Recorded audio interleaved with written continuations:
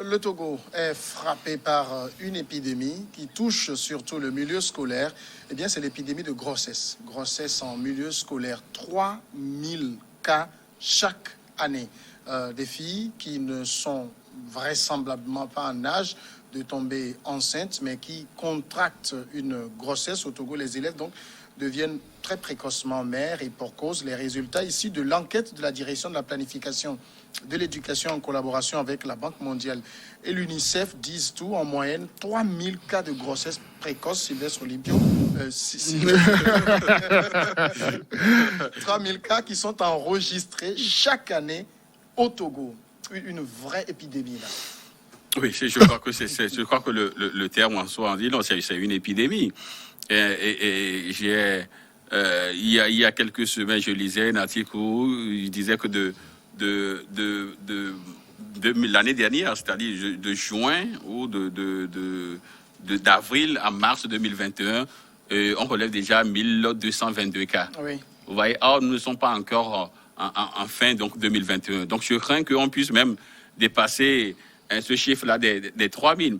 Qu'est-ce qui peut expliquer cela? Bon, premièrement, je peux parler donc de la paupérisation de la population. Parce que lorsque vous voyez les zones, et dans ce rapport, lorsque vous voyez les zones où il y a plus donc de grossesse précoce, on parle de la région des plateaux et on parle de la région de la Kara. Vous voyez? Et je me dis on sait qu'au niveau de la région des plateaux, c'est vrai qu'il fait frais et tout, ben bon, cela ne justifie pas cela. Et d'autres choses, en deuxième lieu, je parlerai également donc du manque donc de l'éducation sexuelle dans notre parcours. Parce que, vous savez, on considère généralement, je parle donc de l'Afrique de manière générale, on considère le sexe comme un tabou. C'est-à-dire, parler donc du sexe à un enfant, on considère cela comme un tabou. Et lorsque c'est l'enfant qui va quand même découvrir cela, ce que c'est que le sexe, peut-être que ce serait déjà trop tard.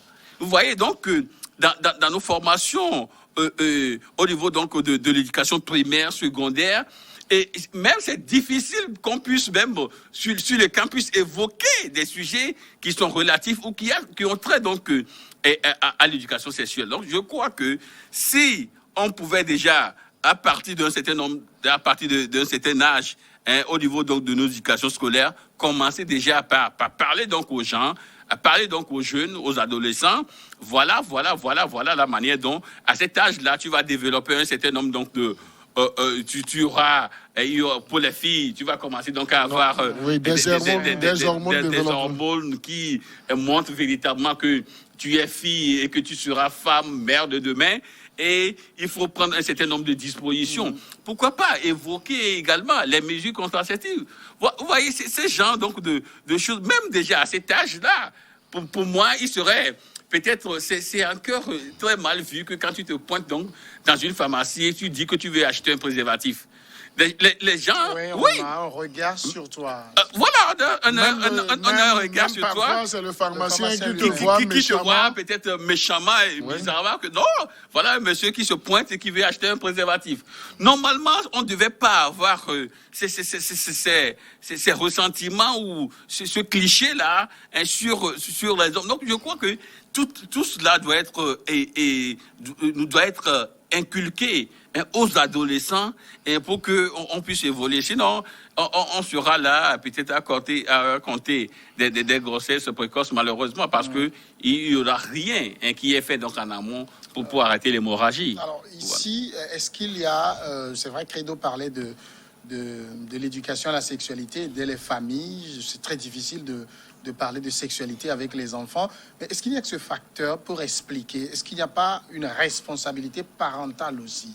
Oui, donc moi je parlerai plutôt de trois types de responsabilités ou bien de responsables. Donc il y a les parents, il y a les enfants, les élèves eux-mêmes, et il y a également le gouvernement lorsqu'on parle des autorités en charge de l'éducation. Et c'est cet aspect que Sylvestre a développé. Oui. Donc il n'y a plus, ou bien il n'existe même pas, disons, cette éducation sexuelle dans nos instituts, dans nos écoles. Donc là, cette absence aussi n'arrange pas.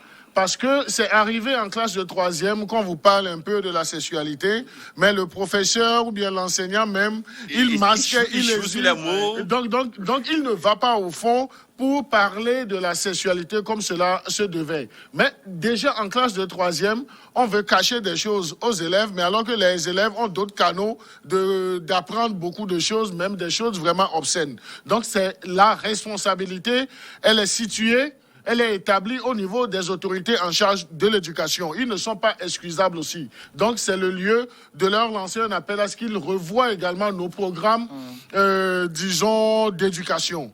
Maintenant, la responsabilité au niveau des parents. Dans nos familles, donc les parents considèrent comme tabou de parler du sexe, même à un âge avec leurs enfants. Mais alors que on a oublié qu'aujourd'hui, nos enfants, ou bien nos sœurs, nos frères, nos petits frères, nos petites sœurs ont des androïdes. Donc là, ils ont accès à beaucoup de choses et ils sont tentés. Et ne sachant pas comment se prémunir, donc rapidement, ils attrapent des grossesses et ça devient un poids pour la société. Maintenant, pour les élèves même, donc on doit susciter une prise de conscience. Une prise de conscience parce que ce sont les premiers acteurs. Même s'il y a, disons, des manquements au niveau des parents et des autorités en charge de l'éducation en tant qu'acteurs clés, donc eux-mêmes doivent se remettre en cause pour dire « Ah, nous allons à la dépravation, nous ne devons pas adopter parce que nous sommes encore des apprenants et l'objectif, c'est de terminer nos études, de réussir notre vie donc, et de fonder un foyer comme cela se devait. » Maintenant, s'il y a, disons, une absence de coordination entre ces trois entités, donc c'est les résultats. Donc je ne suis pas sûr, nous ne sommes qu'au mois de juin. Et donc il nous reste encore 6 mois.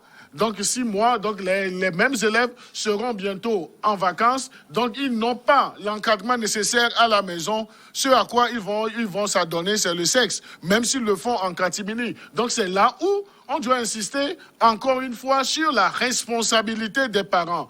Ayez le temps de discuter avec les enfants. Arrivés à un certain âge, ils comprennent beaucoup de choses, mais ils ne démontrent pas ça, ils ne l'expriment pas.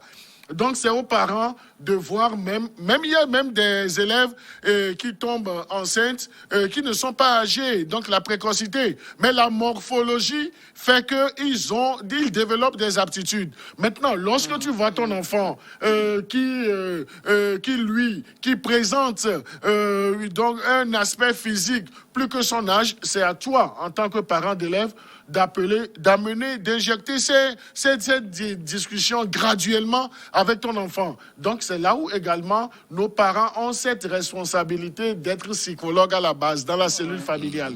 Comprendre et exprimer le besoin lorsque ton enfant, ta fille veut aller, par exemple, à un récital, à une sortie récréative avec ses camarades, ou bien c'est organisé même on voit même des parents, même si c'est organisé par l'établissement, ils ne veulent pas. Ils sont tellement radicaux. Donc, ils ne veulent pas, oui. Mais lorsqu'ils vont dans leurs obligations de service, ils ne savent pas ce que leurs enfants font dans leur propre maison. Les enfants sortent, mais ils reviennent. Donc, ils sont des agneaux, mais alors qu'au dehors, ils se comportent comme des loups parce que les parents sont des loups à la maison. Ici, c'est vrai qu'on va imputer une grande part de responsabilité aux parents, mais à la décharge peut-être des parents, pour certains, le parent lui-même, on ne lui a jamais parlé de sexe. Comment on veut qu'il parle de sexe à son enfant? Justement, c'est pourquoi tout à l'heure, j'essayais donc de dire que à la base, le problème à la base, c'est au niveau de l'éducation. Parce que si aux parents, on ne lui a pas dit cela, il a grandi dans cette lignée des choses. Il a grandi donc en croyant que le sexe, parler donc du sexe avec son enfant, c'est déjà un tabou, mais c'est ce qu'il a acquis comme éducation. Et au fil donc des années, et c'est ce qu'il va également inculquer à son enfant. Donc à un moment donné, je crois que il faut corriger les choses à la base. Il faudrait quand même qu'on retrouve peut-être dans les curricula au moins une matière, même si c'est 1 heure chaque semaine, pour qu'on puisse parler donc de la sexualité avec aux enfants. Parce que le fait donc de parler de ce sujet-là, le fait donc de le dire, un enfant qui peut-être veut véritablement aller vers cela, c'est déjà les conséquences. Hein, c'est déjà les conséquences donc de cet acte-là. Est-ce que je veux, quel est mon projet? Est-ce que je veux finir mon éducation ou je veux attraper une grossesse et rester à la maison? Vous voyez, donc il y a quand même, et on lui donne quand même toute la latitude donc de mesurer, de jauger en fait ce qui est devant lui ou devant elle et savoir. Et du moins, c'est la position à adopter. Donc, je crois que c'est ça au niveau de l'éducation. Mais, vous savez, il y a également, tout à l'heure, j'évoquais la proposition de la population. Et c'est aussi un fait, parce que les conditions dans certaines maisons obligent même certains parents à favoriser, à inciter l'enfant à aller se donner. Voilà, sortir, aller se donner et revenir donc à la maison. Hein? Toi, une fille donc de 22 ans ou du moins de 18 ans qui revient à la maison et à la maman, elle t'offre donc peut-être un iPhone donc de dernière génération, mais elle a trouvé ça où? Donc il faudrait quand même qu'on commence donc à se poser mille questions. Il faudrait également être très regardant au niveau donc du comportement donc de la fille à la maison. Si elle commence peut-être si elle veut recevoir un appel, elle doit quitter pour se cacher quelque part et tout ça. Mais il faudrait déjà savoir que la fille ou l'enfant est en train donc de cacher quelque chose. C'est l'occasion d'échanger avec elle, de lui prodiguer donc d'utiliser ça conseil. Donc il y a un certain nombre de paramètres à observer. Et puis, pour finir, vous savez, ce n'est pas parce que on est enceinte qu'on ne peut pas continuer les études. Oh oui, moi, j'ai fait avec des gens en première, j'ai fait avec une fille, ma camarade donc de banque qui était enceinte en première, mais elle a continué, nous avons eu le bac ensemble. Une fois après l'enfantement, après l'accouchement, la maman a pris l'enfant, elle a continué ses études, elle a eu son bac.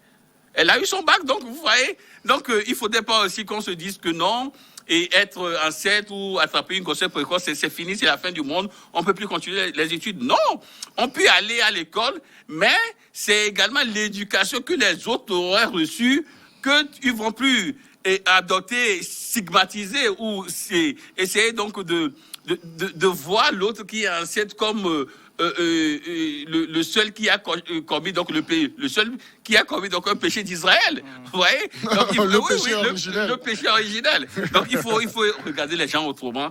Ça leur donnera le courage de continuer les études avec la grossesse et de finir. Voilà. Maintenant qu'on situe la part de responsabilité des parents, c'est vrai qu'ils ont la responsabilité d'éduquer leurs enfants, même sur le plan sexuel, et on sait que c'est très difficile d'en parler dans notre contexte. Quelle est la responsabilité du système éducatif lui-même? Non, c'est ce que nous avons dit de long en large. Donc, il faut introduire un module de formation sur la vie sexuelle, l'éducation sexuelle. Déjà, il faut inciter, il faut encourager nos autorités en charge du système éducatif à revenir non seulement sur le civisme, mais également accentuer les efforts sur cette éducation sexuelle. Parce que parler de la sexualité aux élèves, ça obéit à une pédagogie aussi. Donc, vu le niveau de réflexion, vu l'âge, on sait quoi dire à tel moment sur la sexualité à un enfant. Donc, parce qu'il ne s'agit pas d'aller exposer tous les compartiments de la sexualité à un enfant qui est en classe de 6e.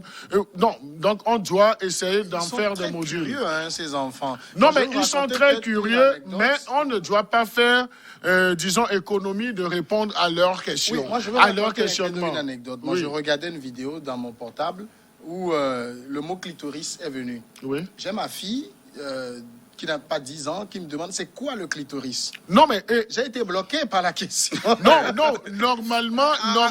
De réponse, je lui ai dit on va t'enseigner ça à l'école. Non, mais c'est l'occasion donc non, c'est l'occasion. Donc, je crois que c'est une démission de la part du parent. Je ne savais pas justement comment lui expliquer ce fait-là. Comment lui faire comprendre que bon.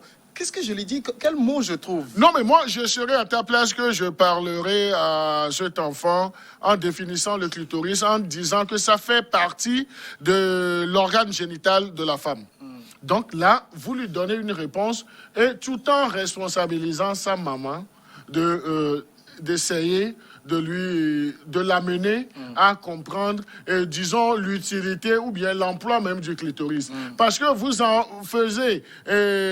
faites, un emploi abusif, donc ça va amener là où on est. Donc comment jouir ou bien comment utiliser son clitoris à bon escient. Donc, on peut également le faire. Donc, ce que nous disons, Sylvestre et moi, sur ce plateau, ce n'est pas que nos enseignants aillent parler du pénis, aillent parler du clitoris, aillent parler... Il y a des termes à non, mais utiliser. je crois qu'ils ont de la pédagogie. Oui. Donc là, la pédagogie voudrait qu'on puisse mieux présenter les choses à l'enfant, à l'élève, selon son niveau d'instruction.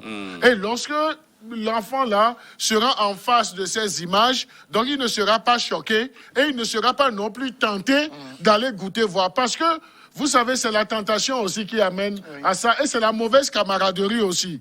Papa, ils se disent, ah, si moi je ne fais pas, donc les autres vont dire que je ne suis pas à la page. Mais lorsque on donne cette éducation sexuelle et lorsque les parents aussi sont réceptifs à la maison, n'en font pas des sujets tabous. Donc, je crois que l'élève ou bien l'enfant sera épanoui. Et il n'aura même pas cette propension à prendre son Android. Parce que la majorité des foyers ont aujourd'hui le Wi-Fi. Donc, on achète les mégas. Donc, l'enfant peut acheter le méga. Donc, ce n'est pas pour aller avoir la définition de ce que c'est que, disons, la préhistoire. Mais l'enfant, il tape Google. Donc, il va dans les vidéos, dans les trucs porno. Donc, il voit ça. Il a envie. Donc, c'est inné, c'est naturel. Il a envie de répéter. Et lorsqu'il va dans cette répétition, donc c'est là où il va aller à la duplication, à l'enfantement. Donc là, on parlera de grossesse précoce. Donc, je le dis, je le répète, les niveaux de responsabilité sont de trois ordres. Il y a les autorités en charge de l'éducation, pour ne pas dire le gouvernement, qui doit imprimer cette marque d'éducation sexuelle dans nos établissements. Il y a les élèves eux-mêmes, mais surtout les cellules familiales, nos parents ont l'obligation, même si moi, je n'ai pas fait cette étude, je n'ai pas bénéficié de ça, donc ce n'est pas disons, un argument pour ne pas mieux encadrer mon enfant. Donc moi, si je n'ai pas eu cette éducation, à un certain moment, je l'ai pratiquée. Je sais je sais le bénéfice, je sais les conséquences également. Sylvestre a bien fait de parler des conséquences d'une sexualité abusive. Donc, c'est ça qui amène là. Alors, il y a, selon l'UNICEF, par exemple, on estime que 10% des 14 à 24 ans ont une activité sexuelle avant leurs 15 ans. Alors, c'est tout cela qui explique les grossesses précoces en milieu scolaire, parce qu'on en a jusqu'au cours primaire. Du coup, pour l'État aujourd'hui, comment régler ce problème-là? C'est vrai qu'on parle du système éducatif. Maintenant, est-ce qu'il importe que l'État prenne à bras le corps ce problème et y apporte une certaine solution? Non, je crois que l'État a intérêt. L'État a intérêt parce que si on doit perdre 3000 jeunes ou adolescents, et parce que si on prend sur les 3000, je me dis qu'il y a au moins une majorité qui seront obligés donc de raccrocher. Donc, aujourd'hui, lorsque vous prenez l'ambition ou la vision de l'État togolais, c'est que au moins il faudrait quand même qu'un enfant, et le système éducatif, pour rester dans le système éducatif, c'est de 0 au moins à 15 ans au moins. Vous voyez? Alors, si déjà à cet âge-là, on a reçu déjà plus de 3000 cas, donc ça veut dire que c'est un problème sérieux. Et l'État, en tant que garant également de la protection de sa population, doit réunir du moins les partenaires, les partenaires, et il y a des coachs en charge donc de la cellule familiale. Il y a ceux qui sont chargés donc du planning familial. Il y a un certain nombre donc d'experts en vie ou dans le domaine donc sexuel qui peuvent être sollicités ou engagés, et trouver un module, la manière dont tout cela doit être décidé et fignolé. Je crois que ils peuvent, au sortir donc d'un atelier ou d'un colloque, essayer donc d'établir tout cela. Et pourquoi pas l'année prochaine, parce que nous sommes déjà presque dans en période donc de vacances. Et puis, vous savez, je crois que nous également, nous médias aussi, nous avons une responsabilité parce que on peut également commencer à parler donc de ces sujets-là. Pourquoi pas au niveau donc des médias audiovisuels, pourquoi pas trouver des sketchs, c'est l'occasion de trouver des moyens, trouver des sketchs, tout ça là qui rentre donc dans la sensibilisation des jeunes en matière donc de vie sexuelle, du moins parlons donc de la sexualité en général, pour que cela également puisse toucher ces enfants-là, parce qu'on sait qu'il y a beaucoup qui regardent la télé, beaucoup qui écoutent les radios.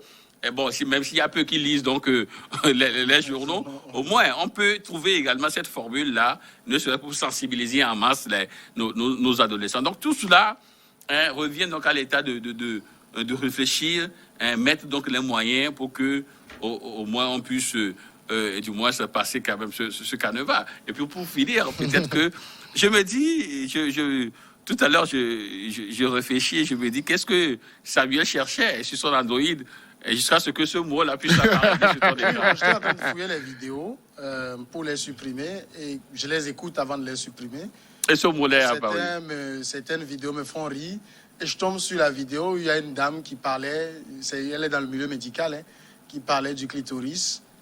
Voilà. Patatras, la petite était derrière, pose la question. Voilà.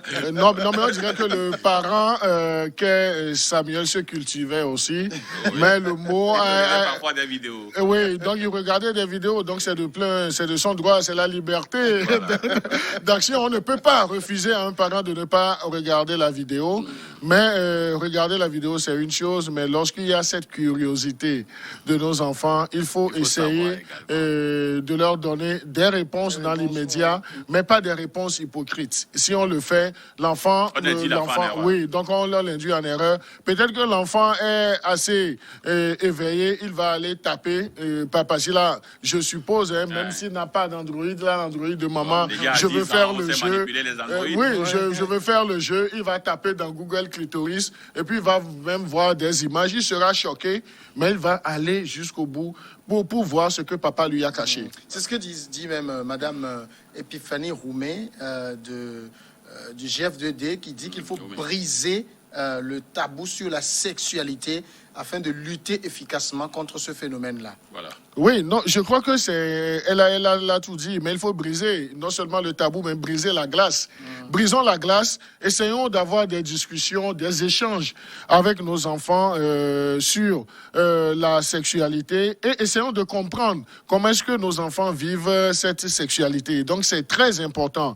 Et lorsque nous parlons d'enfants, ce n'est pas celui ou celle que tu as mis au monde, mais l'enfant, c'est l'enfant que tu as tout autour de toi. Donc ça, c'est très important. La démission des parents ne faciliterait pas la tâche aux enseignants. Et des fois même, ce sont même ces enseignants qui sont censés éduquer les enfants, qui les amènent à cet état. Oui. Là, il faut que l'État sévisse. Papa, il n'y aura plus quand même d'impunité parce qu'on connaît des professeurs, des enseignants qui enseignent donc ces jeunes-là. Et au niveau donc de l'État secondaire, je crois qu'il y a quand même des efforts qui sont faits à ce niveau-là. Et vous verrez que depuis quelques années, on n'assiste plus tellement à des enseignants qui enseignent donc les jeunes. Parce qu'une fois que tu es pris dans la NAS, c'est la justice qui s'en charge donc du dossier. Donc je crois qu'au moins, à ce niveau-là, il y a quand même des efforts qui sont faits.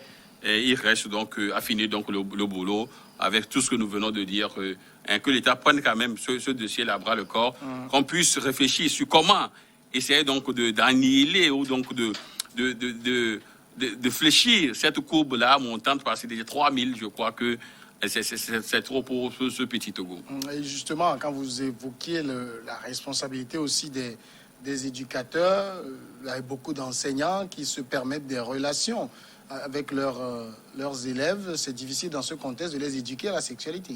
Oui, c'est difficile lorsqu'on est soi-même vicieux, donc on ne peut pas donner, disons, la meilleure éducation à son élève.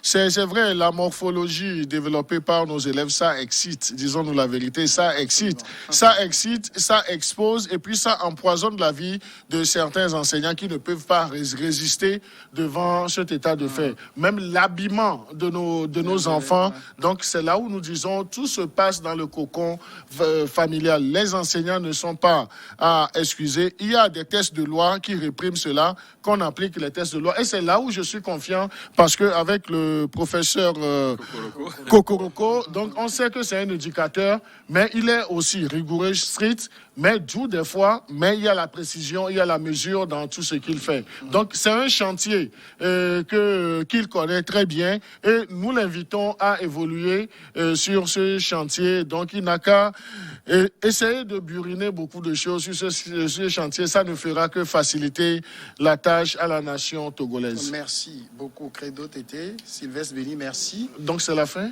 Oui. Non, mais vous permettez que j'envoie les salutations, un coucou au président du tribunal de Sokodé, le magistrat de Souza, parce que c'est un fidèle téléspectateur de cette émission. Il m'a chargé de te saluer, de saluer Sylvestre également, pour dire que cette émission apporte un plus pour eux qui sont à l'intérieur du pays. Ils ont une autre lecture des faits sociaux dans notre pays, aussi bien à l'international. Donc, coucou spécial au magistrat de Souza Kovi, qui est le président actuel du tribunal de Sokodé. Merci, et nous saluons au passage tous ceux qui nous suivent à Sokodé et partout ailleurs au Togo.